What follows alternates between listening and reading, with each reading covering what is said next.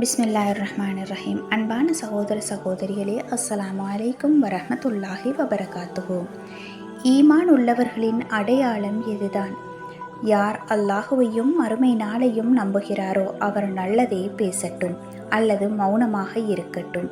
யார் அல்லாஹுவையும் மறுமை நாளையும் நம்புகிறாரோ அவர் தனது அண்டைவாசியை மரியாதை செய்யட்டும். யார் அல்லாஹுவையும் மறுமை நாளையும் நம்புகிறாரோ அவர் தன்னுடைய விருந்தினரை போற்றட்டும்.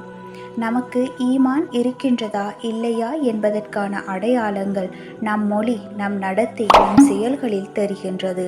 அல்லாஹுவின் தூதர் ஸல்லல்லாஹு அலைஹி வஸல்லம் அன்னவர்கள் இந்த ஹதீஸின் 3 அடையாளங்களை நமக்கு சொல்லிக் கொடுக்கின்றார்கள்.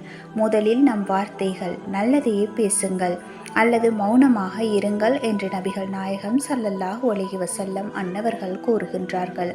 இன்று சமூக ஊடகம், வீடியோக்கள், வாட்ஸ்அப், ரீல்ஸ் எல்லாவற்றிலும் நம் வார்த்தைகள் நமக்கு நன்மை தருமா தீமை தருமா என யோசிக்க வேண்டிய நேரம் இதுதான். இரண்டாவது, அண்டைவாசியை மரியாதை செய்யுங்கள். நம் வீட்டுக்கு அருகில் இருப்பவர்கள் யார்?